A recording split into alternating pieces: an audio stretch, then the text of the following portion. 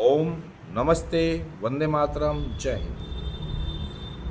आशा करता हूँ आप सब लोग स्वस्थ होंगे, निरोगी होंगे, मन से भी, मस्तिष्क से भी और शरीर से भी। वर्तमान में योगी सरकार द्वारा लिया गया फैसला बहुत से लोगों को अनुचित लग रहा है। उनमें से ये आवश्यक नहीं है कि वे फारूक है। बहुत से लोग जो कथित हिंदू हैं वे भी इसका विरोध कर रहे हैं। राजनीति की रोटी सेकने के लिए वे लोग ये क्यों भूल रहे हैं कि ग्राहक का भी कोई एक अधिकार है। अगर मैं किसी के दुकान पर सामान लेने जा रहा हूं तो यह मेरा मौलिक अधिकार है कि मैं ये जानूं कि ये सामान जो है ये हलाल प्रमाण पत्र द्वारा प्रमाणित है या नहीं है।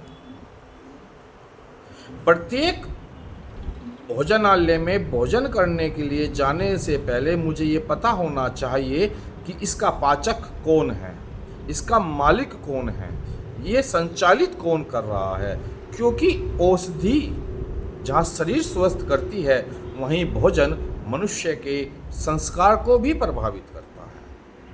अगर मैं दूषित भोजन खाऊंगा तो मेरा मन, मेरा शरीर दोनों ही दूषित होंगे। अगर कोई व्यक्ति गणपति के नाम से होटल खोलकर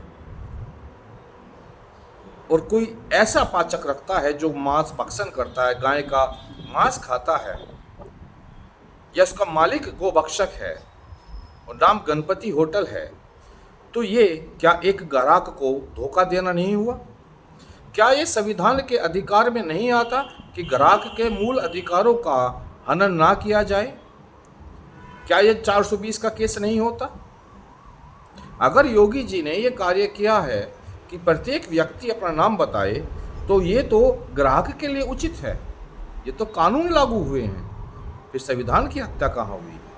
क्या मात्र संविधान मुसलमानों के लिए ही बना है? क्या संविधान की सारी धाराएं, सारे कानून सब मुसलमानों के लिए हैं? सिख, जैन, ईसाई, बौद्ध, इसमें कोई नहीं आता? कानून की व्यवस्थाएं, आस्था की व्यवस्थाएं, सुविधाएं सब मुसलमानों को ही चाहिए और चाहिए भी, क्योंकि उनके पास संगठन है। सही मायनों में तो जिस दिन ये योगी जी का फैसला आया था उस दिन हर गांव, हर सड़क पर हिंदू संगठन है, सामाजिक संगठन है। उनको ये कार्य करना शुरू कर देना चाहिए था। क्योंकि अगर मैं किसी दुकान पर जा रहा हूं तो प्रत्येक दुकान पर लिस्ट लगी होनी चाहिए कि कौन सी नमकीन हलाल प्रमाण पत्र द्वारा है, कौन सी नमकीन हलाल प्रमाण पत्र द्वारा नहीं है। मुझे पता होना चाहिए कि इसकी दुकान का मालिक कौन है, मुझे होटल के मालिक का पता होना चाहिए, मुझे रसोई के खाना बनाने वाले का पता होना चाहिए, क्योंकि उससे अगर मुझे कुछ हानि होती है तो इसके जिम्मेदार कौन होगा।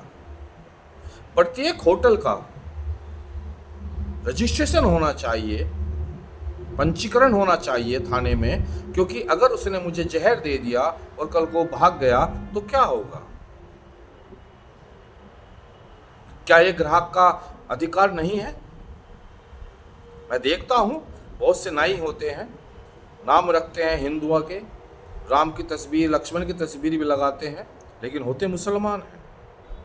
जब आप इतना ही सेकुलर हैं कि आप राम की तस्वीर लगाकर कार्य कर सकते हैं तो क्यों आप गाय का मांस खा रहे हो? जब आपको हमारे ही नाम से खाना है तो आप क्यों हमको धोखा दे रहे हो? क्यों हमारे साथ नहीं रहते? क्यों आप राम को ग्रहण ही क्यों नहीं कर लेते? लेकिन नहीं, ये सेकुलरता नहीं है, ये धोखा है।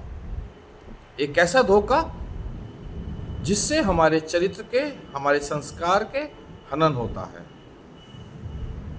और इसका सहयोग करते हैं हमारे राजनीतिक पढ़े लिखे लोग। भारत की विडंबना ही ये है कि भारत में विद्वानों की कमी हो चुकी है, पढ़े लिखे लोग ज़्यादा हैं। अगर योगी जी सरकार का कोई कानून बनाते हैं जो सबके मूल अधिकार के लिए है, तो उसमें धर्म को देखना अनुचित होगा। अगर किसी गणपति का मालिक अफजल है, तो क्या उसकी गणपति में आस्था है? कदाचित नहीं। वो हिंदुओं को धोखा दे रहा है गणपति के नाम से। जब तुम्हारा इतना हिम्मत नहीं है कि तुम अफजल को रख कर हिंदू को भोजन करा सको, तो आप क्यों अपने आप को सेकुलर कह रहे हो?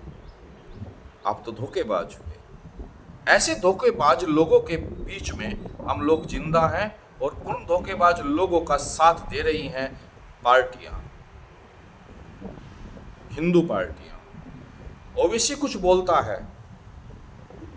और हम सुनते हैं, और उसके सुनने के बाद में हमारे नेता, हिंदू नेता मुलायम सिंह जैसे के लड़के बोलने लगते हैं उनके समर्थन में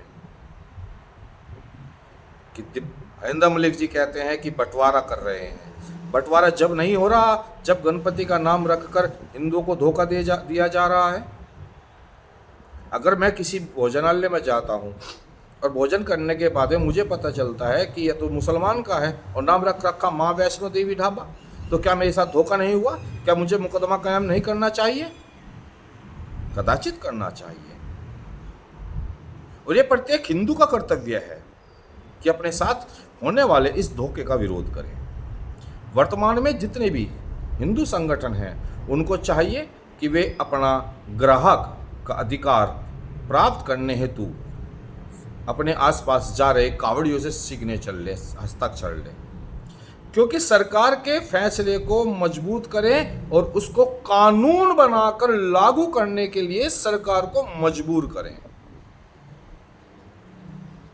अगर जनता अपने अधिकारों का हनन स्वयं करती है, तो सरकारें कभी कुछ नहीं कर पाएंगी। योगी जी ने एक पहल की है, उसमें आप लोगों को साथ देना चाहिए।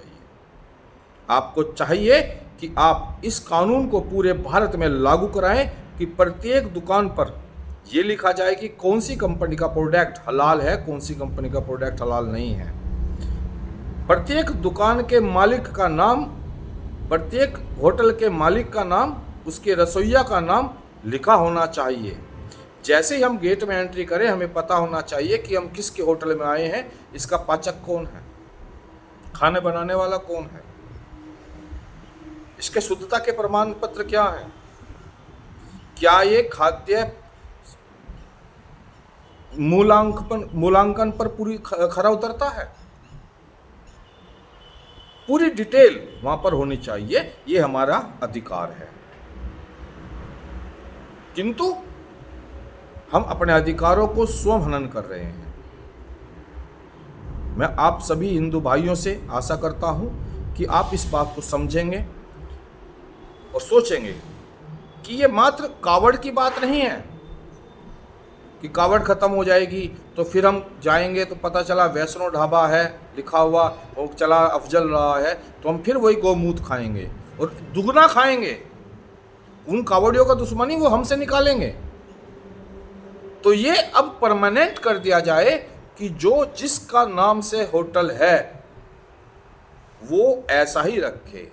लोग कहते हैं कि संविधान में आप किसी भी नाम से दुकान बना सकते हो, किसी भी रख सकते हो, ठीक है आप रखिए, लेकिन हिंदू देवी देवताओं के नाम पर अगर कोई मुसलमान होटल रखता है तो हम इस पर मुकदमा कर सकते हैं, क्योंकि ये अधिकार उसका नहीं है, क्योंकि उसकी आस्था उससे नहीं है, हमारे नाम से आस्था है।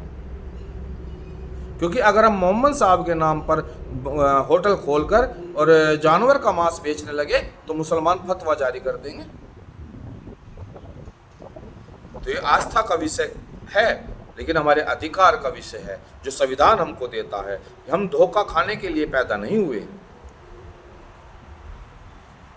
इसी के साथ मैं आप सभी से आज्ञा चाहता हूं और आशा करता हूं आप मेरी बात समझ रहे होंगे। हमको जागृत होना पड़ेगा, हमको इकट्ठा होना पड़ेगा और कानून के जरिए, कोर्ट के जरिए हमको ये बात लागू करानी होगी कि प्रत्येक होटल पर नाम मालिक का अनिवार्य हो और हिंदू देवी देवताओं के नाम पर कोई भी मुसलमान होटल कदाचित ना खोले। इसी के साथ वंदे मातरम। जय हिंद, जय हिंद।